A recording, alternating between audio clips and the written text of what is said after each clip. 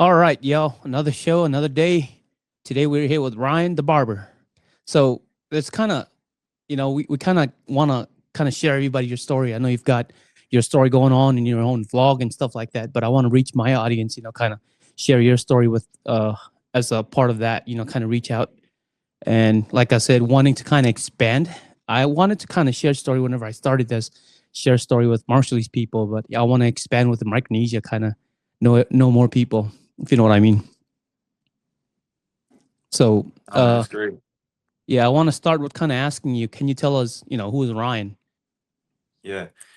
Before I introduce myself, I just want to say thank you for having me on your podcast. It's always a great opportunity to grow my network and really just talk to other folks who want to hear about my journey. And again, my name is Ryan Manuel. I am Ping Lapis, born on the island of Pohnpei, and moved to America when I was about 3 years old. That was years ago, and I've been in the States ever since then. Hmm. Grew up here, going from different schools, lived in different states. Just kind of experienced the American life a little bit. And as I got older, uh, I was very academically and athletically inclined. I did multiple things through my life as far as like sports and very involved in school. But I never thought that I would become an entrepreneur, let alone a business owner. And today I now own and operate two barbershops, one being a private suite, which we're in right now, Okay. and another my bigger location located in Springdale, Arkansas, where I have 8 barbers there and 2 tattoo artists, and still growing and still expanding. And right now that I'm writing that part of my story. That's nice, man. So I kind of want to explain. I'm sure not everybody knows this. You said Binglip or Binglippies, right? That's in Yes, sir. Pohnpei. That's an outer island of Pohnpei. Okay. How many outer islands does Pohnpei have? Man, at the top of my mind, I do not know. Like, I don't know an exact number, but Uh, there's definitely multiple numbers. I would say Pohnpei is like it's like the housing for all the smaller islands. It's more modernized on Pohnpei, so everybody just goes to the main island. You know what I mean? To like, got I guess, just grow their family and just grow in general. got it. So you said you kind of didn't think of being where you are right now. It never did cross your mind. So kind of what got you into barber? That's a great question. So, uh, back when I was in high school, um, I got a bad haircut. Really, that's what happened. I got a bad haircut. I was actually preparing to escort one of my best friends for a homecoming event, Mm, and I was like, you know what, let me go get a cut. And at the time, like, for all the viewers who are watching, if you're on social media, you'll see how saturated the barbering industry is right now. Like maybe you are seeing it on your news feed. Well, back then it wasn't like that. I didn't have my own barber, yeah, My yeah, uncle was my barber at the yeah. time. Or like you're Thank, kind of like asking around, like, bro, who cuts your hair, There was nobody on Instagram you could hit up, be like, yo, I see your cut. Can I? yep. Nobody was doing booking appointments. So, I was like, all right, I need a cut. I want to look good to escort my friend. Hmm. And man, the only shop I could think of was Walmart. I know. Who's ever watching this? I went to Walmart and I got a haircut by this lady. She was super nice, super kind. Um, but she did not deliver. Nothing against her, but her not delivering brought me to this point. I mean, back Uh, probably like normal. You know what I mean? yeah, they were I remember specifically asking this woman, like, she asked, like, what kind of haircut do you want? And I couldn't pull up. I had a phone, but I didn't know to pull something up. And okay, this was probably like almost 17 years ago. So I see what you're. Google wasn't like that back then. So anyways, I remember just like magazines, and we were just kind of flipping through it. I'm like, it's kind of like this one mixed with this one. And I was like, the first thing I said was like, give me a taper fade. Yeah. And she, man, what scared me, man, is when she said, what is that? Oh man. So what did she? She was like, what? What kind? She was asking what haircut was it you were telling her? Yeah, I said I want a taper fade, and she's like, "What is that?" And man, that got me super nervous. So that's when we pulled out the magazines, and I was kind of flipping through it, trying to like get her to imagine the that's in my head, you know. And I was like, "All Yeah. right, like this one and this one, just try to do that." And super kind woman, like I said, she was very nice. Hmm. But went back home. I remember the drive back home. I was just kind of upset a little bit. I was like, Yeah. "Dang." And then I remember getting to my house, and I remember that my dad had these like cheap, very affordable clippers Hmm. in our bathroom. So I locked myself in there for about 2 hours, and I just fixed it on. I decided to take matters into my own hands. Oh, so Like, that's all when you right, start. yeah. Oh, So I started cutting myself, and then I went back to school the next day, and a bunch of my cousins and friends were like, "Yo, who cut you up?" And then I was like, "I did." And then from there, they were like, "Yo, you think you can hook me up?" And then wow. I was just getting my. It really started with my cousins, my family. Like I was getting them ready for birthday events. You know, some people just needed cleanups, and then from there, it went from like cutting my household to cutting the neighborhood, man, to cutting the city. Like it was crazy. Wow. Where was this at? Neosho, Missouri. Okay. Yeah. I mean, it's nice to know that kind of a downfall of what you weren't happy about is kind of what made you right now today, or what made you become what you are today. I mean, it's Yes. in somewhat, but it's a pretty nice storytelling. So, becoming a barber, what are the requirements, or like what are the first steps of becoming a barber, and like an actual barber? Okay. Yeah. So like a licensed certified barber. So depending on what state you live in, there's two things that they offer you. You can either become an apprentice through a shop, which the time duration to get your license to be an apprentice, it differs from state to state, and um, it's about 2 years. Other states require you to go through barber college. That's the route I had to take. So Okay. currently I live in the state of Arkansas, Mm-hmm. and in the state of Arkansas, you gotta go through barber college to obtain a barber license. Okay. So yeah, man, it's each state does require certain amount of hours you gotta clock in to get your license. So if you're thinking about being a barber, those are the two things I would research for the state that you're in. Look up apprenticeship and or look up barber colleges near you that one, find something that is affordable, definitely. Yeah. I would say the cost of getting into barber school is not cheap, Yeah. not cheap at all, but they do have financial assistance to make that happen. So I would also say that's another thing to look into when you decide to choose the apprentice route or the barber college route. Just know there is financial assistance out there, Yeah. and just take your time looking, ask around, ask other people who know. So, and then once you get in there, man, you just gotta clock in those hours and make sure you finish. Okay. Is there like, oh, so like what you're saying, the requirements, like how many hours you put in to kind of graduate from it, right? Yes. So in the state of Arkansas, you need. I don't know if they've changed it, but when I was going, it was about 1,500 hours, Mm. and that's if you go every day, that's about 10 months, which is Wow. not. Yeah, I know. Like it's crazy that they're gonna try to cram 10 months of a lifetime career Yeah. in. It's crazy to me, and I get it though. I feel like a lot of times the true lesson of the career you're choosing happens in the field, when you're out there actually like doing the job. So it's all right now, it's just kind of like prepping you, getting you licensed. So there's definitely a lot of things that you got to do. You got to learn how to work with your tools, work with chemicals, um, learn how to sanitize, disinfect all your equipment as and your and your business, and being able to also have customer service level skills. Wow.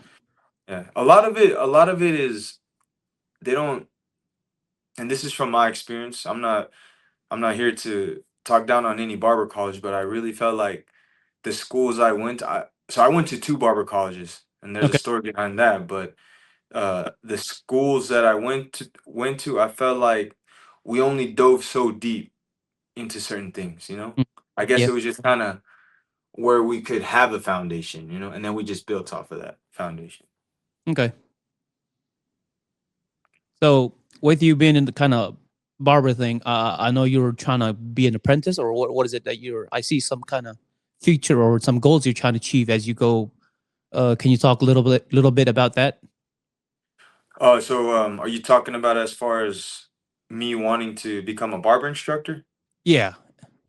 Yeah, so right now, you know, when I first started this journey, I just wanted to be a barber, you know?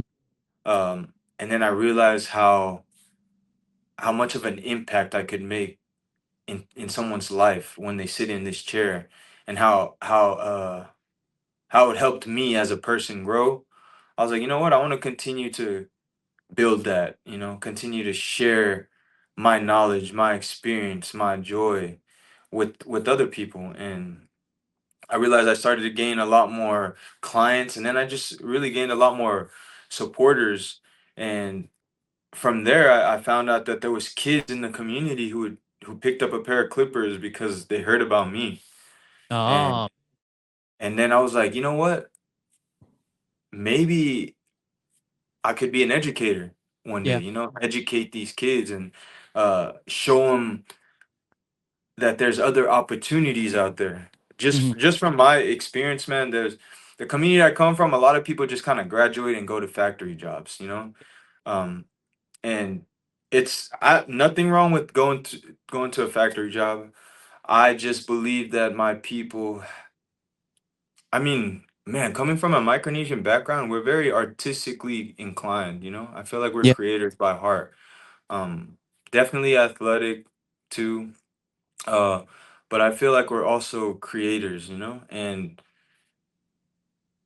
I'm not sure if like what I'm doing benefits everyone, but seeing these young kids pick up a pair of clippers and find joy in it, and now building up social skills, getting out of their comfort zone, Yeah. finding a level of passion and then profiting from it, man, that to me that looks like a promising career, man, because that's what I got from it. And if I can get myself on a platform where I can bring on all these young or old guys who are inspired by the barber industry, I wouldn't mind pioneering that. And I feel like right now, moving into the education scene is something that could really make it can make that plan, and it can execute on that plan, you know? Yeah. I could tell you one thing, man. You know what you're doing right now. It could possibly open so many doors for all these kids that are, kind of see what you're doing. Just like you said, whenever you've heard around or these kids come up and tell you, they pick up the barber just because Ryan the barber. You're kind of giving them opening up so many doors of opportunities and things for them to see how you do things. And this is kind of what I want to share out to them. Whoever's those viewers out there. But you said you have two barber. What's the name of your barber? The So barber. my pri- so my private suite is called the Arc Barbershop. This was actually the first shop that I had. Um, the first shop that I started, and then the second barbershop that I have in Springdale is called Tip Off. Tip off. And yeah, so there's kind of a meaning to why I named them both that. I think when I came in and I started the Arc Barbershop, I started it during COVID actually. I Yeah. opened up my business during COVID, and I called it the Arc because at the time, um, I don't know, opening up a business during COVID sounds kind of crazy, you know, It was, like. man. Those are the hard times, man. I can tell you that. Yeah, and man, I was kind of just, you know, leaning on finding hope in something, you know, and man, the story of Noah just kind of really stood out to me, you know. The story of Noah really stood out to me. I just felt like I had this vision in my mind that was given to me, and it was up to me to build that. Okay. And no matter no matter what comes my way, like I'm gonna execute on this plan. And this arc that I'm building, this shop that I'm building is going to carry my family and all my dreams past That's all the storms that and that's why I named it the Ark. Cause I'm gonna tell you right now, man, it still happens to today. But I do have a lot of supporters, but I do have a lot of people who doubted me as well. Like, uh and at the time, like there was just a lot of doubt, man. There was a lot of I remember telling people like, "Yeah, man, I'm gonna start a business." And I could, I could kind of hear it and see it in their eyes like, "Man, you sure? Like, you sure that's gonna happen?" And that's why I really also wanted to name it the Ark because I know Noah at the time was even trying to convince his family and his own family was like kind of doubting the fact that this ship will save him, you know? they didn't And even they didn't believe what he was doing. Like, are you that crazy? What water's yeah, gonna that mountain? So yeah, I get what you're saying. The name yeah, really was what kind of what you're saying about it, man. yeah, yeah. And it was my own like, and it's my personal suite. So this was kind of like a personal start for me. Um, this and honestly, this personal suite was given to me, actually. Both of Ah, my shops were like this was previously a shop too, and okay. a good friend of mine that I was going to barber college with, I guess he wasn't really doing good during COVID, and he had contacted me and said, "Hey, man, I'm actually gonna give my suite away, and I was thinking of giving it to you." Wow. Yeah, and I remember at the time, um, man, I don't know the spiritual belief that anybody has watching this, but at the time I was kind of praying for like guidance and uh if this journey was really for me because the day I graduated barber college was the same day that COVID happened. Yeah. Same day, man. Like I remember the whole world going into lockdown the same day I graduated. Yep. And I already had a shop that I was going to. Like they gave me like a jacket to enter into their shop. Like I had a chair and everything with these guys. And that happened and all shops were closed. So, now I'm stuck in my apartment. I had like my own little setup in one of my in my rooms in my apartment where I would Okay. just give cuts to clients. And yeah, man, I remember just, kind of praying and asking, man, what my next move is and whatever opportunity comes my way, I said I'll take it. And I remember that that offer was given to me and a part of me was a little bit scared, to be honest. But I, there was a I little, I would be too, man. That's COVID, ring COVID, and all those things going on, especially when COVID happened. Economy just went down. yeah. And it was kind of like, you're gonna really see what for me, I felt like it was really testing my faith now. Like I'm like, all Yeah. right, what am I really gonna do? And I took that opportunity. Uh, I got the keys to the shop on my birthday. Wow. It was kind of crazy. And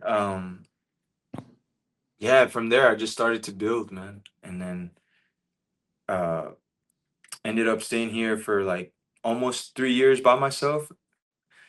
And I put four chairs in this little tiny suite and uh filled it up quick. And then that's whenever I was like, all right, the goal is to like get a bigger spot. Okay. Um at the time I was kind of like trying to decide, okay, what's my next shop gonna look like? I definitely wanted to have like personal suites in my shop plus an open floor. Okay. And the reason being is because there's a strategy that I have. And about, I guess, the same month I hired my last guy to fill out my last chair in my suite, another barber had contacted me and offered me the same thing. Like he just couldn't, he was in the building that he was in, it wasn't really a shop. He didn't turn it all the way into a shop. There was just some chairs in there, but he didn't Yeah. put anything up. And he said, "Hey, bro, like I don't think I can really take this on.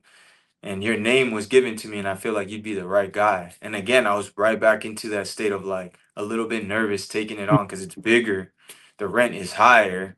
The it's in Springdale, not Rogers. And you know what? I was like, you know what? I'm a man of risk, so let me just take it and see where this takes me. And then Yep. now it's grown to something that I didn't expect it to be. Is that when tip off happened? Yeah, so tip off, the name tip off, what it really comes from was I felt like the arc was personal for me, but I also wanted to create a name that was more that involved like me building the business, you know? I felt like the arc was me building myself. Okay. And tip off was something that maybe it was a name that I could see I could franchise almost, you know, if that Mhm. was a goal, like something that was more along the lines of like uh again franchising. But tip off does have a meaning as well. Um, so before we start the service, sometimes before I cut my client, if they don't know what to get, usually they'll just say, "Let's just start with the tips off," you know, and then Uh, just trimming it off, and then and then we'll figure out the cut there. And then at the same time, the tip off comes from just basketball. I love basketball. I love sports. yeah. And if you know one thing about a tip off in basketball, before the game can ever start, you gotta have a tip off, and then Yep. from there you just figure it out. Yep. And that's how it is for tip off. It's just about starting, and then you figure it out along the way. And I want that to be a message to the people that come and work for the business, that you don't have to come here perfect. You don't have to come here knowing everything. You just have to start, and then let's just figure everything out together. And Yep. that's what tip off means. That's nice. Yeah. I like the names and I like the story behind it. You know, I've kind of heard the name Tip Off.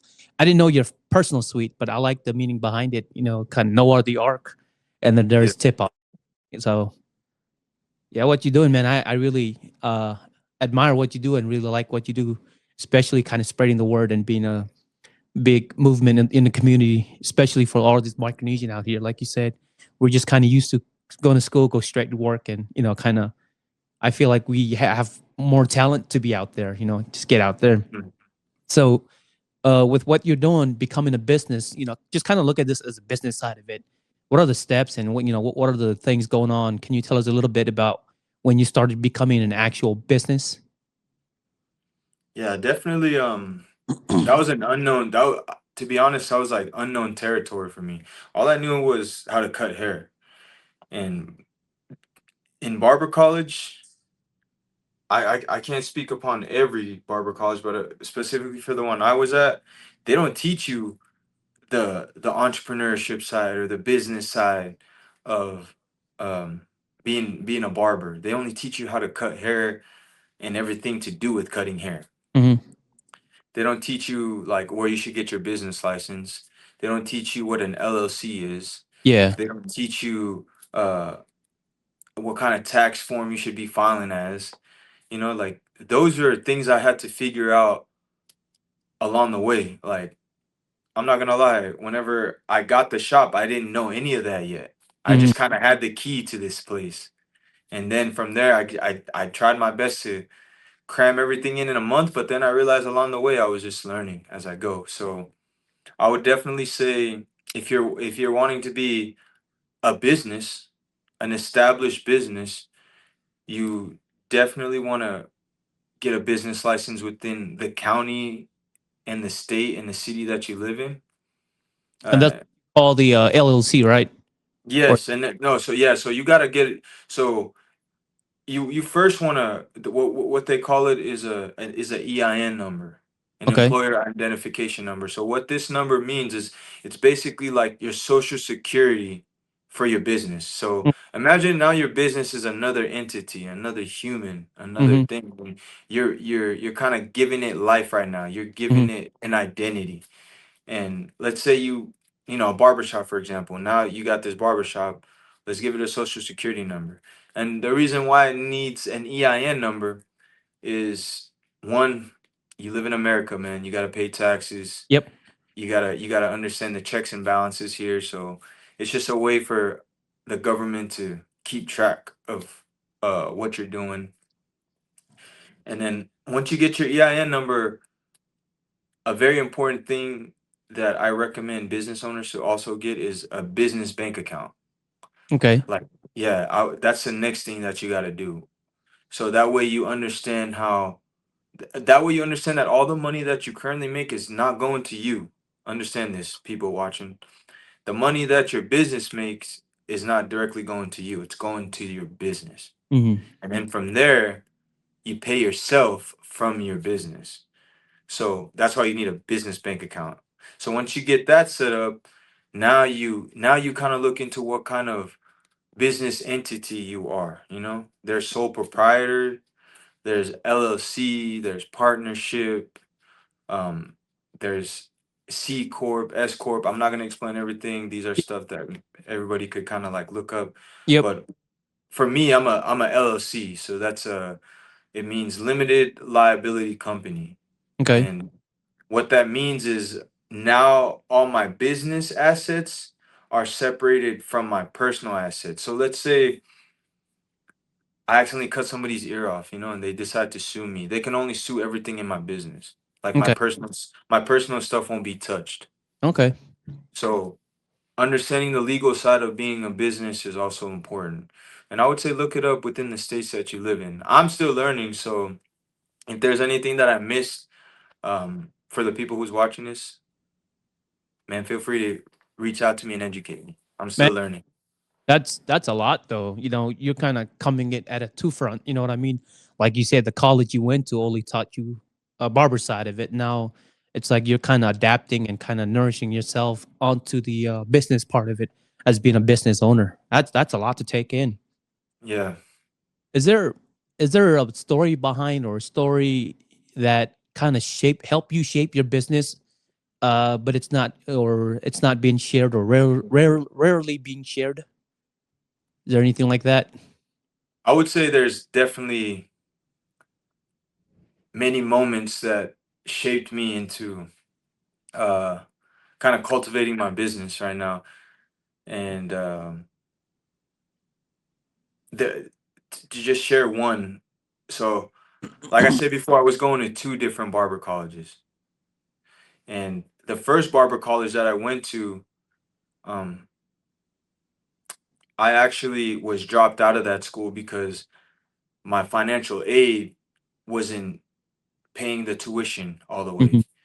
And I had just quit my Walmart job to just fully go to school. And I had no money that could fund me. My FAFSA stopped. So I was honestly cutting in my apartment, cutting up some of my clients that I just gained, but it wasn't paying enough. And I I remember being called into the office and they're like, "Hey, we got to drop you because your financial aid stopped working." Yeah. And remember, I said that you need about 1,500 hours to graduate. I had Yep. about 900 hours, so I was like pretty close, Yep. Sounds like, yeah. And yeah, and like it took the school is kind of also known for making unfair decisions too. So I'm not gonna go too deep into that, but that's Yeah. just what the school is also known for. And that I that news gets told to me, and they're like, "All right, you need to make this amount of money to come back to school."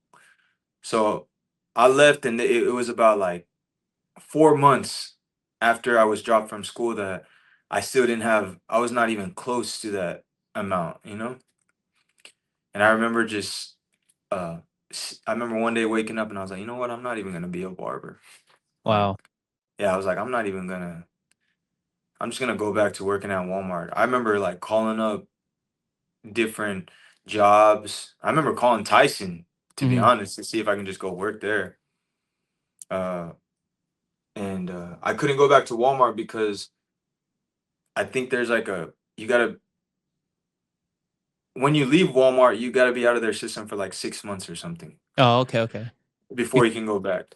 Huh? Yeah, and then after that, I get a phone call from one of my Marshallese friends. His name is Byron, Mhm. and at the time they were doing what you call a look and learn. So a look and learn is where like an educator will come to the school and then teach the kids, teach the students.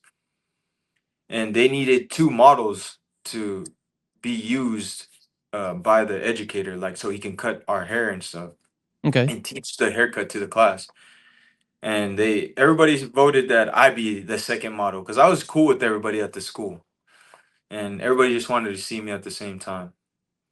So the cool thing about the he was sharing that to me, and then he's like, "Man, you'll never guess who's the educator." And at the time, even now, this barber educator, he's very well known, man. Like he's high up there. He's actually the first barber that really got me into barbering. Like I Okay. remember watching YouTube videos of this guy. He's very well known, a big content creator, a big YouTuber, well known across the barber industry. Like he's up there. And he was coming to teach at our class. Crazy, like I was like, bro, why is this guy coming to Arkansas of all places to teach? Out of all So, places, huh? bro, I was like, man, out of all places, you come to Arkansas. So, I show up about 2 hours early. There's like 60 chairs laid out, and I sit in the very front in the middle. Nobody was there yet. And then I was like, all right, I'm just gonna wait. And then, he comes in, does his thing, teaching the class. And man, I'll never forget him sharing his story. Like Hmm. he was talking about how he almost quit. Yeah. And like he was a manager at Arby's at the time. He lived with his relatives who were like drug addicts, and his wife was pregnant, and they were both like 20 years old. Wow. Yeah, and he was talking about how like he almost quit. And then he like turns to the crowd, and I'll never forget it. Like he looks at all of us and he's like, I don't know what any of y'all are going through, but don't give up. Wow. That's Man, a. and that changed me. That was like I remember I was like, all right, you know what? I'm just gonna if this is not the school I'm gonna go back to, I'm just gonna find a school. Hmm. I'm just gonna search wherever. I remember driving back home. I'll be honest, I drove back home crying because I was like, man, I almost quit. Wow. I almost quit. Like until that moment happened. And man, about a month after that uh class session, one of my friends told me that there was this barber college that had really affordable tuition, Hmm. and but it was an hour and 30 minutes away, and I Wow. live in Arkansas. Yeah, and called up the school, talked to the head, the owner of the school, and he said like, yeah, I'll work with you, and he just took what I had. And man, Damn. from there for 11 months, man, I drove to this school like about an hour, 30 minutes, 2 hours every day till I got my license. That's like 3 hours right there, man. Yeah, bro. Yeah, nah, bro. I was that committed. There was no other school in the area. I don't know if you So ever heard of Greenwood, Arkansas, but that's where yeah, I was driving to. yeah. But Past Fort Smith. yep, I would say that's a very nice story to kind of tell about, man. That kind of gave you, I would say, it gave you a spark. I would think. It gave me patience, man. It honestly did. Like I remember just how bad I wanted it, and just those drives down there too gave me a lot of perspective on Hmm. who I am as a person, and then what I wanted for myself. Because now every time that it's crazy, like I lead a team of barbers, Hmm. and I could tell how eager they are to make something happen and how Yeah. fast they want to grow. And I can approach them with a certain level of patience because I knew what I had. I knew what I went through. Yeah. And if I never would have had that, it'd probably be tough for me to try to explain to them to be patient for what's Yeah. coming. But yeah, that was a perfect timing for you to meet this barber. There's a very high, this barber you said you met that kind of gave you that spark. Yeah. And God, in what I believe as Christianity, God work in mysterious ways, and His timing is just perfect. So Yes. that's truly a Yes. blessing. So you've got two barbershop you know of, and you've got two different names of it on both of them. Besides the name and story you've told us so far, what kind of sets your barbershop aside from others? I love this question. I would definitely say come to the shop and experience it, but Okay. something that we always get from every client that walks into the shop, or even from my barbers, the new guys that I hire on, the guys who are right for the team. I always hear this from my barbers and from our clients is like, man, it feels like home here, you know? Yeah, that's And I nice. and I see that you guys are like a family. Like we always get that. And I just want to express how grateful I am for people to tell me that, because that's really what I want to stand on, is Hmm. making sure that when you come and get a haircut or get service by us, that one, you feel like you're at home, and two, you feel like you're family. And the reason why I want to stand on that is because as a Micronesian, I come from that, Yep. Yep. and that's one thing I want to share to my clients is like the reason why you feel that because I was taught that, Hmm. and I want to continue to share that. Besides sharing my knowledge on cutting hair or my skill of cutting hair, I also want to share where I come from because I don't forget about that either. That's perfect, and that's nice, man. So speaking of Micronesia back home, it's pretty far back home, and Yes. having kind of feeling, knowing kind of feels like home. It kind of helps you a little bit. So being Micronesian, is there anything that challenges you, like a cultural challenge or anything like that? Being a barber or a business owner? Um, you know, to get a little bit more perspective on that question, being Ping Lapis, I don't, especially with my parents, I feel like my mom and dad were very open-minded, Okay. you know? I feel like that's why I'm in the position I am. I don't feel like they ever held me back from any of my potential, for Mm, sure. Like, we definitely faced hardships, and my parents were just doing what they knew, you know? yeah. But I don't ever felt like they wanted me to finish school and start working for them. I'm Hmm. not saying every Micronesian family is like that, but the majority of people that I know, man, it's like right after they were old enough to work, some of them had to go straight into supporting their parents. Uh, you're And you're you're not lying there. yeah, and I'm not against that for everybody who's watching this.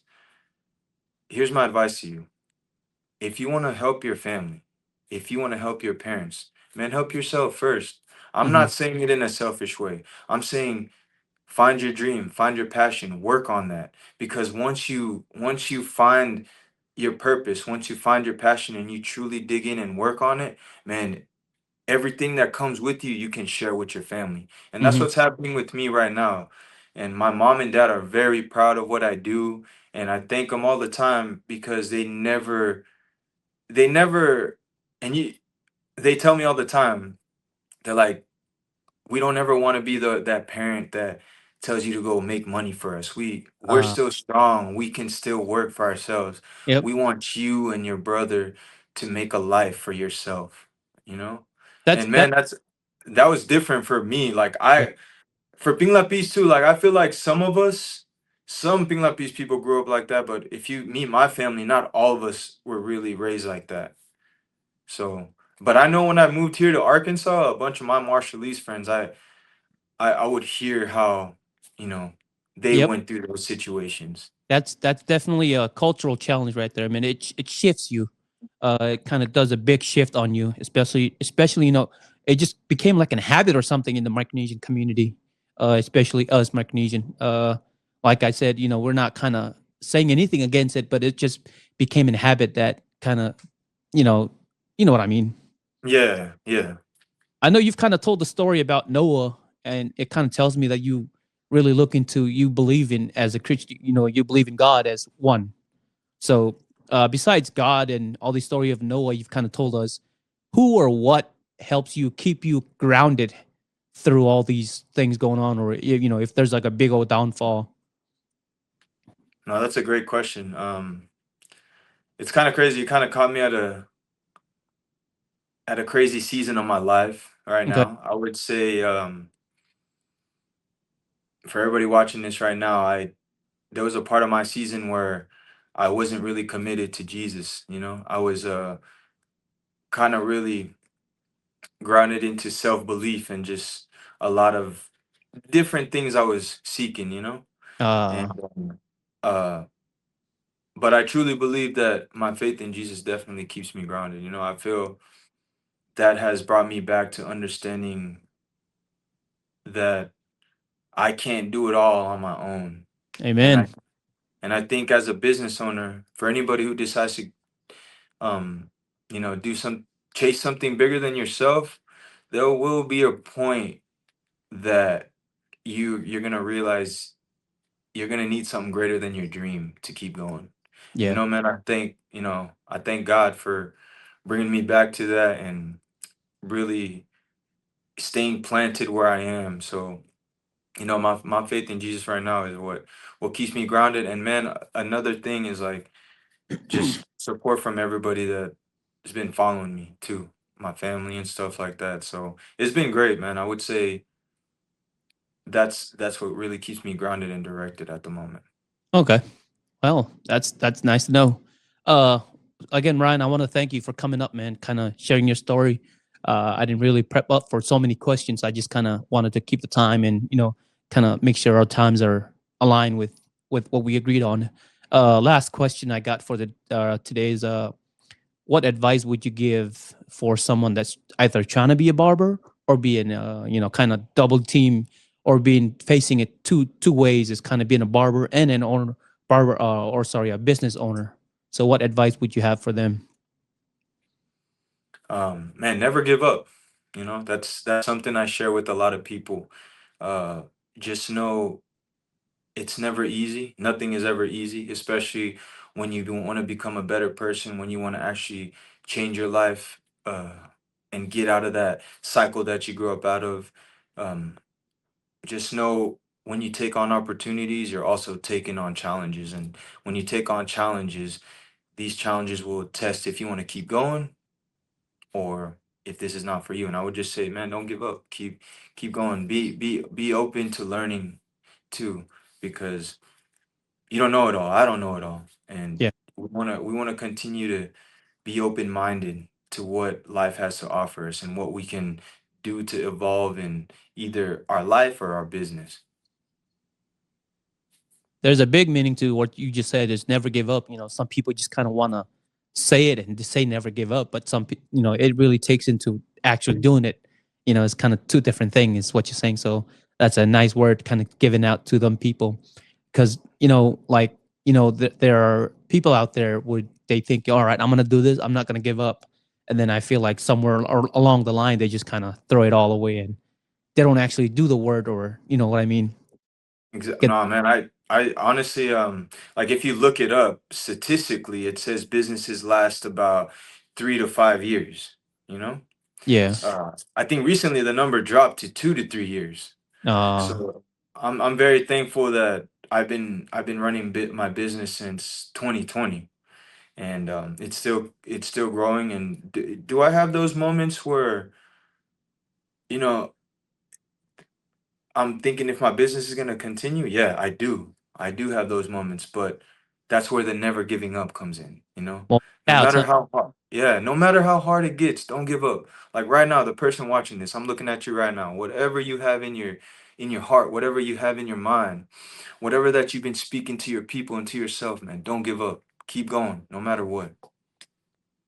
That's nice. All right. Yep. So it's kind of all I've got for tonight, Ron. Before we head off, is there anything else you want to kind of add on, or anything I kind of forgot to uh kind of ask, or anything you want to kind of highlight?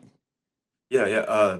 Again, I want to say thank you for having me on your show. Thank you for this opportunity. If you want to keep up with my journey and everything that I'm doing, you can follow me on my social media platforms. I do post daily, um, for the purpose of reaching out to the people and getting my story out there and just letting everybody know that what I'm up to. So you can follow me on Instagram as Ryan the Barber, YouTube as Ryan the Barber, Snapchat as Ryan the Barber, TikTok as Ryan the Barber, and then did I say Facebook? I'm sorry, I forgot if I said Facebook. No, you did not. Yeah, Facebook as Ryan Manuel. So yeah, if you guys want to keep up with what I'm doing, or even book an appointment with me or my team on any of those social media platforms I mentioned, you can reach out on there. Perfect. All right, y'all. That's Ryan the Barber for y'all. Want to thank you for coming. Thank you for joining tonight's show, and thank you so much for sharing, part of your story and part of your journey that you still kind of heading on to. And thank you so much, Ryan, for heading on and coming on Thank to the. you. Thank you. All right. Peace out. Take it easy.